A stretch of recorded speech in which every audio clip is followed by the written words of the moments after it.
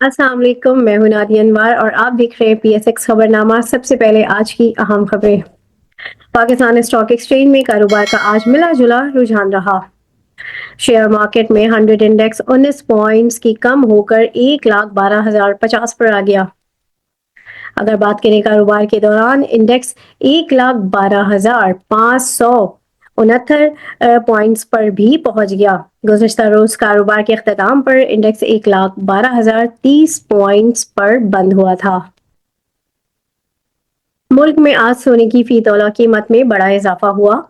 सोना 2,300 रुपये महंगा हो गया। All Pakistan James and jewellers association के मुताबिक इस इजाफे के बाद मुल्क में फी तोला सोने का दाम 2,78,700 रुपये हो गया। इसी तरह 10 ग्राम सोने की कीमत 1,972 रुपये बढ़कर 2,87,513 रुपये हो गई। अमरीकी अरबपति सरमायाकारों के वफ्द के सरबराह ने कहा है कि अमरीका पाकिस्तान में अरबों डॉलर की सरमायाकारी करना चाहता है। उन्होंने मजीद कहा कि पाकिस्तान आकर बहुत खुशी महसूस कर रहा हूँ। पाकिस्तान के लोग बहुत ज़हीन और मेहनती हैं। पाकिस्तान और अमरीका के ताल्लुकात तारीखी हैं। उनका मजीद कहना था कि सदर डोनाल्ड ट्रंप इक्तसादी सफारतकारी पर यकीन रखते हैं। अमरीकी सरमायाकारों का वफ्द मुख्तलिफ शोबों में सरमायाकारी के लिए पाकिस्तान आया है। अमरीका पाकिस्तान में अरबों डॉलर की सरमायाकारी करना चाहता है। अमरीकी सरमायाकार सनती जहानत, रियल एस्टेट और मदनियात में सरमायाकारी के ख्वाहिशमंद हैं। चीनी सरमायाकारी वफ़द ने सूबाई वज़ीर तवानाई नासिर हुसैन शाह और दीगर स्टेक होल्डर से मुलाकात की, जिसमें पाकिस्तान में electric vehicles EV charging station के क़याम पर तबादला ख्याल किया गया। मीडिया से गुफ्तगू करते हुए नासिर हुसैन शाह ने बताया कि चीनी कंपनी पाकिस्तान में 3,000 ईवी चार्जिंग स्टेशन लगाएगी, जो कि शहरों और हाईवेज पर कायम किए जाएंगे। सिंध हुकूमत इसको मुकम्मल सपोर्ट करेगी। आलमी बैंक के नायब सदर बराए जनूबी एशिया मार्टिन ने आलमी बैंक की जानिब से 10 साल के अरसे के दौरान पाकिस्तान को 20 अरब डॉलर का कर्जा देने को नाकाफी करार देते हुए पाकिस्तान में निजी सरमायाकारी के जरिए मजीद वसाइल तलाश करने की ज़रूरत पर जोर दिया गया है। ये थी अब तक की आम खबरें। मजीद खबरें देखने के लिए देखते रहिए पीएसएक्स खबरनामा। और अब चलते हैं अपने नेक्स्ट सेगमेंट की तरफ, जो कि है क्वेश्चन आंसर्स विद एक्सपर्ट। अस्सलाम वालेकुम जी, welcome to the next segment. जी हाँ, जो कि है क्वेश्चन आंसर विद एक्सपर्ट। और यहाँ पर हमारे साथ होते हैं टॉप लाइन सिक्योरिटीज़ के सीनियर रिसर्च एनालिस्ट नशत मलिक साहब। सबसे पहले उन्हें वेलकम करते हैं और उनसे आप लोगों के सवालात के जवाब जानते हैं। अस्सलाम वालेकुम सर। वालेकुम सलाम। सर, सबसे पहले आपके लिए क्वेश्चंस कुछ आए हैं तो वो मैं जानना चाहूँगी। सबसे पहले पूछा गया है कि व्हाट हैपेंड विद सीपीएचएल। सीपीएचएल का यही है कि ये थोड़ा सा ओवर वैल्यू हो गया था, जैसे मैंने बोला भी था ऑडियंस को कि ये थोड़ा सा अपने वैल्यू से ऊपर ट्रेड कर रहा है। तो वो जाहिर है थोड़ी सी फिर करेक्शन तो होनी थी वहां से। सही सही। अच्छा सर, एवीएन के हवाले से पूछा गया है short term and long term investment. हाँ, बाय है। ओके। शॉर्ट टर्म भी लॉन्ग टर्म सही। अच्छा, एबट के हवाले से पूछा गया है सेम यही कि short term and long term investment. भी। एबट भी अच्छा है। एबट भी सही है। सही। DBCI same short term and long term investment. TPCI मुझे देखना पड़ेगा, टीपीसीआई नहीं अच्छा, आइडिया। ठीक ठीक। सही। अच्छा सर, पीपीएल के हवाले से पूछा गया है क्या इसका जो ट्रेंड है वो डाउनवर्ड स्टार्ट हो गया है। नहीं, ऐसा नहीं है। ओके। अच्छा, यहाँ पर एएसएल के हवाले से भी पूछा गया। एएसएल के हवाले से आप क्या कहेंगे। एएसएल में पिकअप आएगा आहिस्ता आहिस्ता, सही। अच्छा क्योंकि डिमांड में इम्प्रूवमेंट। ओके। सही। अच्छा, वेव्स ऐप टारगेट और FCL is a good for short term. Waves app target waves app target जो है 15 से 20 रुपए है। अबव 15 होगा वेव्स ऐप का टारगेट। बाकी ये कि एफसीएल जैसा स्टॉक जिसमें एफसीएल जैसा स्टॉक शॉर्ट टर्म के लिए तो नहीं, medium to long term holding के लिए अच्छा है। सही सही। अच्छा sir, OGDC and KEL target price please. OGDCL OGDCL की टारगेट प्राइस आपकी जो चल रही है उससे एटलीस्ट 20-30% ऊपर ही होगी। और जो फिर और केल। कैल का पूछा है। जी कैल। हाँ। जी जी। कैल। कैल में ये है कि कैल में रिस्क बहुत है। कैल में अभी रिस्क बहुत है उसकी। जो है डिस्ट्रीब्यूशन और ट्रांसमिशन वगैरह के आई थिंक टैरिफ्स भी अभी तक नोटिफाई नहीं हो रहे। फिर पावर जनरेशन के टैरिफ्स भी रिड्यूस होने की बातें हो रही हैं। तो मतलब रिस्की है अगर एंट्री लेनी है इस टाइम पे तो रिस्क बहुत है। सही है। तो मैं और गाइड नहीं करूँ। सही सही सही। अच्छा सर, और लास्ट में ये कि ये भी पूछा गया है कि क्या इस वक्त मार्केट से निकल जाना चाहिए। नहीं। ओके ठीक। नहीं। थैंक जी सर। नहीं नहीं, बस मार्केट से नहीं निकलना बिल्कुल भी नहीं चाहिए। सही सही। Thank you so much sir Nusrat आपका। और नाजरीन, यहाँ पर जो है अब हम चलते हैं नेक्स्ट सेगमेंट, जो कि है same question answer with expert, लेकिन वहाँ पे हमारे साथ जो एक्सपर्ट होंगे वो हमें बताएंगे टेक्निकली मार्केट को। तो let's move. Thank you sir, अल्लाह हाफिज। अस्सलाम वालेकुम and welcome to the next segment, जो कि है क्वेश्चन आंसर विद एक्सपर्ट। और इस सेगमेंट में जैसे कि आप लोग जानते हैं कि हमारे साथ मौजूद होते हैं टॉप लाइन सिक्योरिटीज़ के हेड ऑफ कमोडिटीज़। जी हाँ, मैं बात कर रही हूँ मोहसिन हसन हाशमी साहब की। तो जो है उनसे हम जानेंगे इंटरनेशनल मार्केट के हवाले से, और इसके साथ ही साथ जो है उनसे हम जानेंगे मार्केट को, पीएसएक्स को टेक्निकली, और आपके सवालात होंगे जिनके वो जवाब देंगे। तो चलिए लेट्स वेलकम हिम। अस्सलाम वालेकुम सर। अस्सलाम वालेकुम जी, कैसी हैं? हम खैरियत से? अल्हम्दुलिल्लाह सर, मैं ठीक हूँ। आप कैसे हैं? अल्हम्दुलिल्लाह। सर, सबसे पहले तो जो है मैं जानना चाहूंगी कि इंटरनेशनल मार्केट का एक ओवरव्यू आप हमें दें। आज जी इंटरनेशनल मार्केट के लिए आज बहुत इंपॉर्टेंट डे है। यूएस की मॉनेटरी पॉलिसी आज रात को तकरीबन 12 बजे, और उसके बाद पॉवेल की स्पीच है जो उनके चेयरमैन है फेड के, अराउंड 12:30। तो बेसिकली अब डिसाइड गोइंग फॉरवर्ड जो इनका पाथ होगा आगे रेट कट्स का, तो इस साल के लिए वो उस पर सारी नजर होंगी। आज रेट कट तो नहीं एक्सपेक्टेड, और ये है कि लेकिन मार्च और उसके आगे जो भी इनकी मॉनेटरी पॉलिसीज की मीटिंग्स है उसमें देखा जाएगा कि क्या ये अग्रेसिव स्टांस के लिए जाते हैं या उसको डोंट, क्योंकि डोनाल्ड ट्रम्प की तरफ से भी देखा गया है कि अभी कुछ पिछले इस वीक के अंदर उनकी तरफ से भी फेड के ऊपर कुछ स्टेटमेंट्स ऐसी आई हैं कि जिससे प्रेशर डालने की कोशिश की गई है कि रेट कट्स को तेजी से रेट कट्स जो है वो किए जाएं।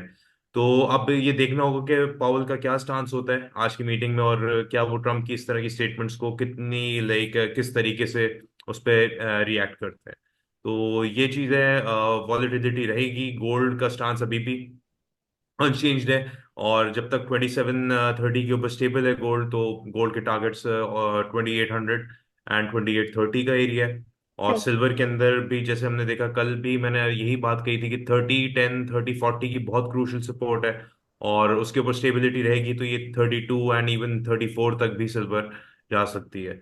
ऑयल की बात करें, ऑयल के अंदर ट्रम्प की स्टेटमेंट्स के बाद हमने एक डिक्लाइन देखा, और ऑयल ने जाके अपनी जो क्रूशल सपोर्ट रीजन है 72 उसको टैप किया, और 72 से 70 का हम एरिया कह सकते हैं जो कि इसका एक न्यूट्रल जोन है। ऑयल जब तक 72 के ऊपर स्टेबल है तो यहाँ से हम दोबारा एक इसके अंदर रिवर्सल देख सकते हैं टुवर्ड्स 75 एंड 77 डॉलर्स तक।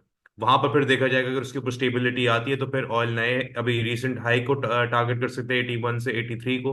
अदरवाइज ये कि दोबारा वहां से अगर रिजेक्शन ली तो दोबारा सपोर्ट जोन को जाके टेस्ट करेगा ऑयल। अभी फिलहाल ऑयल के अंदर मैं यहाँ से कंडीशन ये कि 72 70 के ऊपर जो है स्टेबिलिटी रहती है तो दोबारा 75 77 का रीटेस्ट हो सकता है। सही। अच्छा सर, अब जरा सा हम पीएसएक्स की बात करें तो आज जो है पीएसएक्स की मार्केट का भी एक ओवरव्यू आप हमारे नाजरीन को दे दें। अच्छा जी, पीएसएक्स ने फिर आज जो है वो क्लोजिंग दी है जो कि हमारा एक टारगेट जोन था 1,11,500 का, उसके नीचे ही क्लोज किया है ऑलमोस्ट। और अगर अब देखा जाए तो उसने अपना जो एक फेयर वैल्यू गैप था इस रीजन का वो फिल हो चुका है आज। कल के दिन देखना ये होगा कि अगर प्राइस इंडेक्स के अंदर कुछ यहाँ से एक डिमांड आती है तो वो एक बहुत अच्छा साइन होगा, दैट मीन्स कि यहाँ पर मार्केट सपोर्ट बिल्ड कर रही है। और ये दोबारा जाके टेस्ट करेगी अपनी 20 डे एक्सपोनेंशियल मूविंग एवरेज को, जो कि 1,12,950 की तरफ इस वक्त रिजाइड कर रहा है। तो ओवरऑल देखा जाए, न्यूट्रल टू स्लाइटली बेरिश मैं स्टांस रखूंगा। अगर कल के दिन इस रीजन से एक स्ट्रॉन्ग डिमांड आती है और विद अ पॉजिटिव क्लोजिंग, आज के ओपनिंग रेट के ऊपर अगर कल मार्केट क्लोज करती है, लाइक जो कि आज का अगर हम देखें ओपनिंग रेट जो था इंडेक्स का, वो था 1,12,274 का। तो अगर कल के दिन मार्केट इसके ऊपर क्लोज करती है तो एक पॉजिटिव साइन होगा। अदरवाइज सपोर्ट होल्ड नहीं कर सकी इस रीजन को, तो हम पहले भी डिस्कस कर चुके हैं, 1,09,500 का इसका टारगेट होगा। सही। अच्छा सर, यहाँ पर जो है कुछ क्वेश्चंस हैं आपके लिए। तो सबसे पहले जो है ओजीडीसी की टारगेट प्राइस। अजय, इसको हम जरा चार्ट्स के थ्रू भी देख लेते हैं। और हम्म। इसके यहाँ पर हम,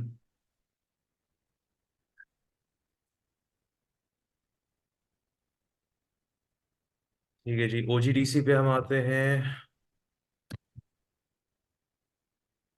देखिए, ओजीडीसी इस वक्त बड़े क्रूशल जोन के अंदर है, अपनी क्रिटिकल सपोर्ट के पास इस वक्त ट्रेड कर रहा है, जो कि तकरीबन 203 का लेवल था। इसने पेनिट्रेट जरूर किया है इसको।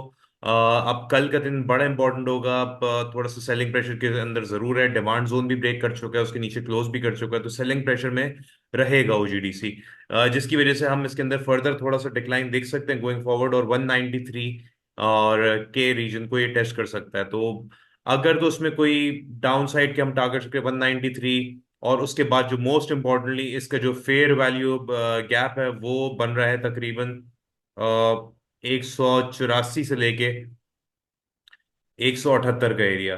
तो ये या हम इसको रखें तो 179 से 184 का एरिया, ये अनटैप्ड है अभी तक। तो हाईली पॉसिबल, अगर ओजीडीसी की प्राइसेस 200 के नीचे स्टेबलाइज हो जाती हैं, तो इसका पहला टारगेट हम कह सकते हैं कि अभी फिलहाल शॉर्ट टर्म के अंदर 193 194, वहां पर थोड़ी सपोर्ट मिल सकती है। लेकिन ओवरऑल जब तक ये अपने जो ऊपर का हमारा जो डिमांड जोन था उसको उसके नीचे स्टेबल रहता है, जो कि अब सप्लाई जोन के अंदर कन्वर्ट होता जाएगा अगर ये एरिया को ब्रेक नहीं कर सका, रेजिस्टेंस जी। जोन बन जाएगा। और ये है रेजिस्टेंस जोन है इसका 206 से लेके 210 का एरिया।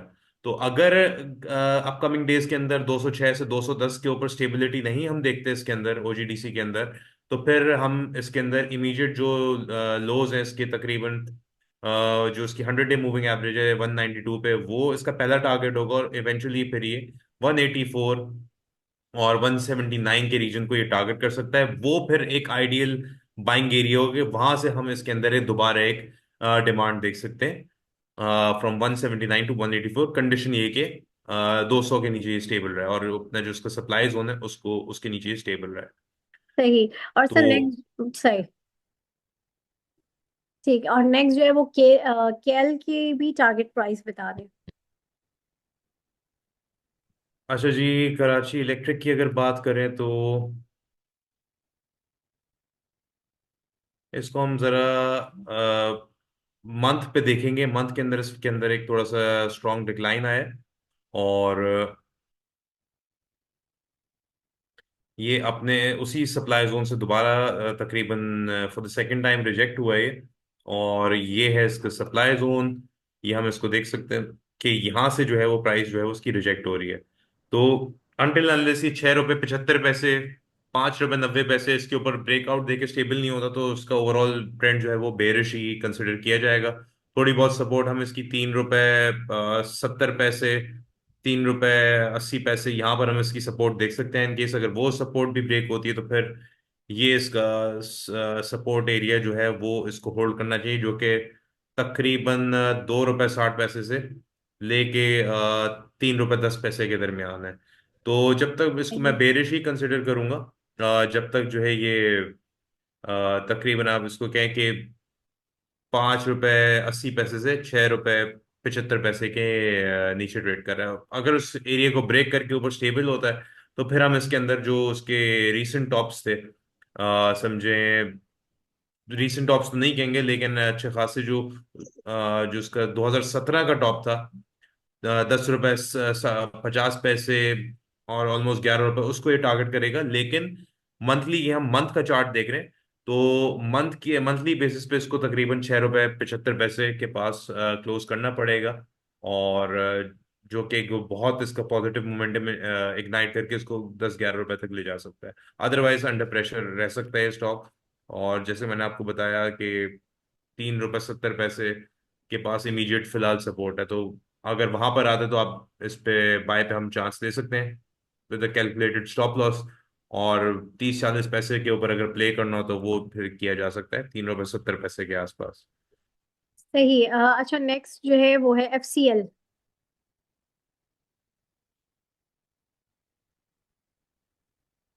अच्छा जी, फास्ट केबल्स की बात करें, इस पे हमने डिस्कशन जैसे पहले किया था, तो प्राइस इसकी अपने डिमांड जोन की तरफ जा रही है। इसने अपना बुलिश चैनल जो है वो ब्रेक किया था। नीचे इसका डिमांड जोन जो है वो 24 रुपए 35 पैसे पे एक डिमांड जोन है, उसको एडिशनल सपोर्ट इसकी 100 डे मूविंग एवरेज के साथ भी मिल रही है, तकरीबन 24 रुपए 70 पैसे पे। तो ये काफी अच्छा 24 रुपए 5 पैसे से ले। Fast cable. हाँ जी, फास्ट केबल्स की अगर बात करें तो फास्ट केबल्स की अगर बात करें तो अपनी डिमांड जोन के पास इस वक्त ये ट्रेड कर रहा है। और इसका डिमांड जोन जो है वो तकरीबन इमीडिएटली अगर हम नीचे देखें तो इसकी 100 डे मूविंग एवरेज आ रही है 24 रुपए 42 पैसे के बाद, और नीचे तकरीबन 24 रुपए 5 पैसे। ये जो एरिया है यहाँ पर हम इसको क्यूमुलेट कर सकते हैं। और अगर ये फॉर एग्जांपल सस्टेन नहीं कर पाए इस एरिया को, तो फिर हम इसके अंदर फर्दर डिक्लाइन देख सकते हैं 23 रुपए 10 पैसे से लेके 23.5 रुपए के दरमियान। तो ये जो समझे 24 रुपए 40 पैसे से 23 रुपए का जो एरिया है, ये एक अच्छा एक्यूमुलेशन जोन कह सकते हैं इसको। और उसके बाद अगर फर्दर भी हम कोई एक ड्रॉप आता है, तो जो उसका नेक्स्ट पे जो बहुत इंपॉर्टेंट एरिया है वो 21.5 रुपए से 20 रुपए 40 पैसे का है। तो ओवरऑल स्टॉप लॉस समझे 20 रुपए 40 पैसे के नीचे ही बनेगा। और अदरवाइज ये जो एक अच्छा इसका बाइंग एरिया कह सकते हैं वो है तकरीबन 23 रुपए 10 पैसे से लेके 24 रुपए 40 पैसे का। यहाँ से हम दोबारा इसके अंदर तकरीबन 26 रुपए 80 पैसे से लेके तकरीबन 29 रुपए का राइज हम इसके अंदर देख सकते हैं। सही। अच्छा, नेक्स्ट जो है सर वो है DBCI। इसकी स्क्रीन शेयर करने से। ओह जी, इसको भी हम स्क्रीन शेयर कर देते हैं।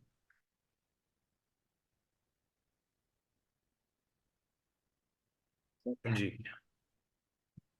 DBCI दादा सीमेंट आ गया। अच्छा, ये अपने एक शॉर्ट टर्म बेसिस पे हम देखें तो इसका सपोर्ट एरिया, दो सपोर्ट जोन्स यहाँ पर मौजूद हैं। एक तो ये बन गया इसका, जिसके बिल्कुल क्लोज ये इसको क्रिएट कर रहा है, ये है 4 रुपए 70 पैसे से लेके 4 रुपए 95 पैसे के आसपास का। उसके बाद अगर हम इसको देखें, थोड़ा सा हम आ जाएंगे इसको वीकली बेसिस पे देखने के लिए।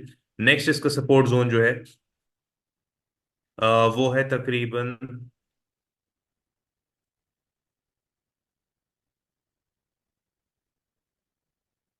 4.5 रुपए से लेके 4 रुपए 5 पैसे के दरमियान। तो ये अच्छा इसका स्ट्रॉन्ग सपोर्ट एरिया है। प्लस इसको एडिशनल यहाँ पर एक मूविंग एवरेज भी सपोर्ट दे रही है तकरीबन 5 रुपए के पास। तो यहाँ पर छोटे टाइम फ्रेम्स के अंदर इसको हम अक्यूमुलेट कर सकते हैं। और RSI फिलहाल न्यूट्रल है। और इन केस अगर ये जोन के अंदर आता है तो मोस्ट प्रॉब्ली आपको तकरीबन, बहुत मैं बड़े टारगेट्स तो उसके अंदर नहीं दूंगा, बट इमीडिएट बेसिस के ऊपर तकरीबन 6 रुपए 90 पैसे से तकरीबन 7.5 रुपए यहाँ तक देखने में आ सकता है। सही। सर अब इस कल की मार्केट को किस तरीके से देख रहे हैं, थोड़ा सा उसके हवाले से बताइए। अच्छा जी, कल की मार्केट के अंदर देखिए कि दोबारा हम अब इसको चार्ट्स के ऊपर भी मैं पॉइंट आउट कर दूं कौन से की लेवल्स है मार्केट के। और हम छोटे टाइम फ्रेम्स में अगर देखें तो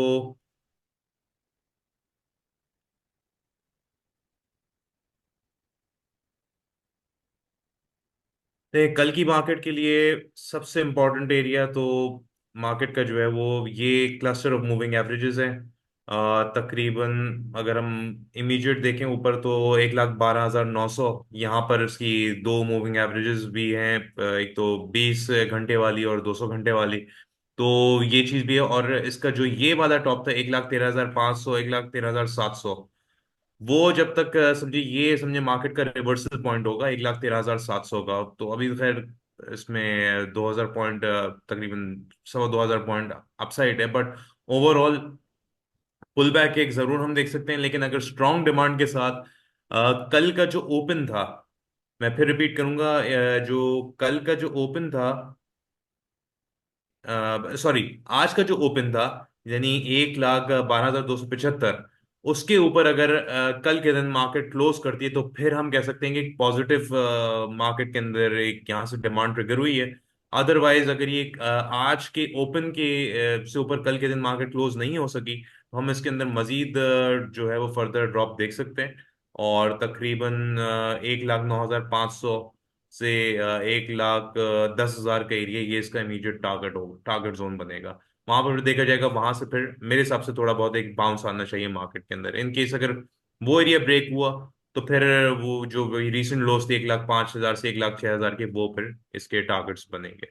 सही। और बट सर, ओवरऑल तेजी के लिए मार्केट को अब जो है, अगर देखा जाए तो एटलीस्ट मिनिमम इसकी जो 20 डे एक्सपोनेंशियल मूविंग एवरेज है 1,12,960 के ऊपर इस वक्त है, उसके ऊपर क्लोजिंग देनी होगी। और साथ में जो है वो लाइक 1,13,700 का क्रूशल पॉइंट है, वो उसका ब्रेकआउट और क्लोज उसके ऊपर फिर मार्केट को दोबारा 1,16,800 और नए हाइस की तरफ लेके जाएगी। सही। और सर, अब लास्ट में आपकी टॉप पिक्स क्या होंगी, थोड़ा सा उसके हवाले से भी बताएं। अच्छा जी, टॉपिक्स की अगर बात करें तो वेव्स ऐप आप रख लें, इसमें टीआरजी और नेशनल बैंक, ये हम इसको रेट करेंगे। और सबसे पहले हम स्टार्ट करते हैं नेशनल बैंक से। ओके। नेशनल बैंक की अगर बात करें तो कंटिन्यूसली पॉजिटिव मूव्स हम इसके अंदर देख रहे हैं, और इसके अंदर पोटेंशियल भी मौजूद है। इसने अपने सपोर्ट जोन को बहुत स्ट्रांगली होल्ड किया है 57 के आसपास। ये इसका अगर शॉर्ट टर्म में देखें तो ये इसका एक बड़ा इंपॉर्टेंट इसका एक डिमांड जोन यहाँ पर है, या सपोर्ट जोन कह सकते हैं आप। और 59 एंड समझे 57 के पास, और काफी स्ट्रांग इसने इस एरिया को होल्ड किया है। और उसके बाद हम इसके अंदर एक कंटिन्यूशन देख रहे हैं अपसाइड पे। अपसाइड का जो इमीडिएट टारगेट है इसका 69 का समझे, जो इसका रीसेंट टॉप था, ये वाला रीजन। और उसके बाद यहाँ पर इसको होल्ड करना जरूरी है। अदरवाइज उसकी बात मैं आपको यहाँ पर बता दूं, इमीडिएट टारगेट इसका तकरीबन 69-70 का है। यहाँ 70 पे इसको थोड़ी रेजिस्टेंस मिल सकती है। उसकी वजह क्या है, थोड़ा सा टेक्निकली मैं इसको यहाँ पर मेंशन करूंगा कि एक यहाँ पर हम कह सकते हैं कि ये जो कंसोलिडेशन हुई, यहाँ से रिजेक्ट हुआ, फिर प्राइसेस की ड्रॉप हुई। इनकेस अगर दोबारा 70 के पास से ये रिजेक्ट होता है, तो फिर हम एक दफे इस सपोर्ट जोन को दोबारा टेस्ट होते हुए देख सकते हैं, या इन मूविंग एवरेजेस को हम टेस्ट होते हुए देख सकते हैं। तो ऐसा ना हो कि जो लोग हम, क्योंकि हमने इसको टॉप पिक में रखे और लोग, तो अगर ये 70 के पास से थोड़ा सा डिक्लाइन करे तो लोग थोड़ा सा पैनिक हो। अनटिल अनलेस ये सपोर्ट जोन के ऊपर है तो पैनिक होने की बात नहीं है। ये इवेंचुअली टारगेट करेगा 78 एंड फिर ऊपर 84 के एरियाज को ये टारगेट कर सकता है। जो तो इमीडिएटली 69 इज द टारगेट, और उसके बाद एक्सटेंडेड टारगेट जो है वो 75 एंड 78 के अभी फिलहाल हम यहाँ तक इसको रखेंगे। तो इसमें अभी फिलहाल पोटेंशियल है फर्दर के लिए। जो उसका रीसेंट टॉप है 78.48 का, उसके ऊपर फिर 84 एंड 87 के टारगेट्स बनेंगे इसके। सही। और सेकंड पे हम टीआरजी पे अब आते हैं। ओके। टीआरजी की अगर बात करें, टीआरजी सपोर्ट ले रहा है अपनी क्रिटिकल पॉइंट के ऊपर, जो कि इसकी समझे 63.76 पे है। और नीचे अगर हम देखें डे चार्ट के ऊपर, तो क्लस्टर मूविंग एवरेजेस का एक क्लस्टर बन रहा है। 100 day moving average, 200 day, 50 day, ये सारी करीब करीब है। तो यहाँ पर इस रीजन के अंदर इसको सपोर्ट जरूर मिल सकती है। एक थोड़ा बहुत अगर डिप आया भी, तो वो डिप मोस्ट प्रोबेबली शायद 61 के आसपास अगर आया तो आया, जिसकी उसकी वजह सिर्फ रीजन ये है कि ये अपना फेयर वैल्यू गैप पूरा करने के लिए या लिक्विडिटी स्वीप करने के लिए इस रीजन की, यानी जो 62 के इसके लोज लगे थे, उस इन लॉस को लिक्विडिटी स्वीप करने के लिए और इस गैप को फिल करने के लिए एक थोड़ा बहुत डिप दे सकता है। बट ओवरऑल समझिए ये 52 के ऊपर जब तक स्टेबल है, तो और 52 एंड मोस्ट इम्पोर्टेंटली 60, इस ये दो इसके बड़े क्रूशल रीजन है, ये 52 से 60 का। इसके ऊपर जब तक मौजूद है, तो इसका पहला टारगेट जो बनता है, एक तो 74 का है, ये जो रिसेंट टॉप्स लगे 72 74 का एरिया, और फिर जो कि एक्सटेंड करेगा 83 के पास। और फिर वहां पर हम देखेंगे अगर 83 के वो स्टेबिलिटी आती तो फिर ये 100 मार्क को टेस्ट करेगा। वो फिर बात की बात है। इनिशियली तो हमारा जो फोकस है वो इसके जो इनिशियल टारगेट है 72 से 74 एंड 83 के। सही। और लास्ट में हम वेव्स ऐप पे आते हैं।